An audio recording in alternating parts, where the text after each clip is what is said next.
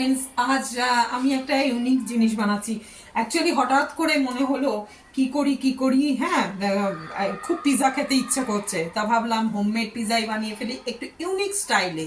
ওই জন্যই তোমাদের সাথে আমি একটু শেয়ার করছি, বিকজ এটা একটু ইউনিক স্টাইল। তো ফলো মি।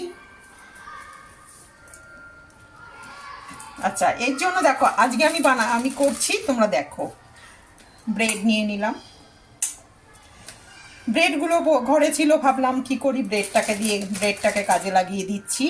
ব্রেড নিলাম, এর মধ্যে আমি একটা ডিম ফাটিয়ে দেবো।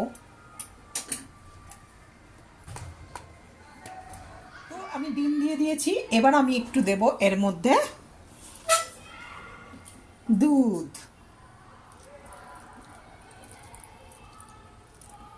ঠিক আছে, দিয়ে এটাকে আমি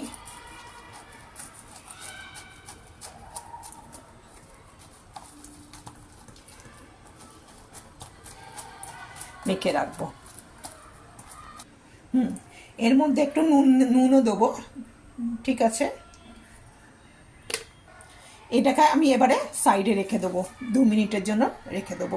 ঠিক আছে, এখন আমি কড়াইতে তেল নিয়ে চিকেনের আমি যে ম্যারিনেশনটা করে রেখেছিলাম, দেখুন এর মধ্যে ম্যারিনেশনটা আদা রসুন বাটা আছে, গোলমরিচের গুঁড়ো আছে, একটু সামান্য সয়া সস আর ভিনেগার দিয়ে এটাকে আমি ম্যারিনেশন করে রেখেছিলাম 1 ঘন্টার জন্য।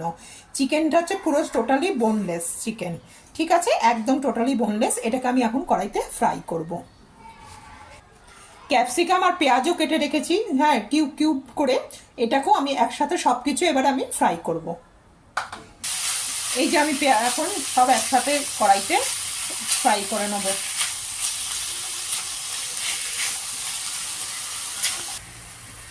এবার একটু মশলা দিচ্ছি, ধনে দিচ্ছি, একটু সামান্য একটু ধনে গুঁড়ো দেবো।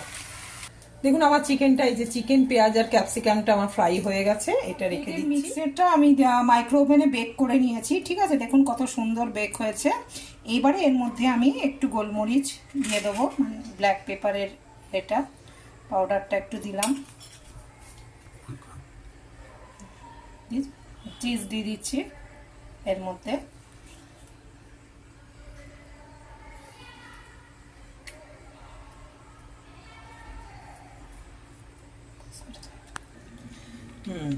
এবার আমি একটু টমেটো সস দিয়ে দিলাম।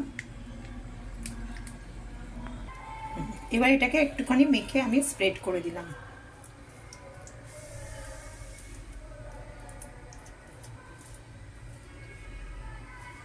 এর মধ্যে চিকেন, ক্যাপসিকাম আর পেঁয়াজের যেটা ফ্রাই করে রেখেছিলাম ওইটা আমি দিয়ে দিচ্ছি। এবার এটাকে আমি আবার 5 মিনিটসের জন্য ইয়েতে মাইক্রো ওভেনে ঢুকিয়ে দিচ্ছি। ঠিক আছে, ওপরটা একটু ভালো করে বেক হওয়ার জন্য। আমার পিৎজা রেডি।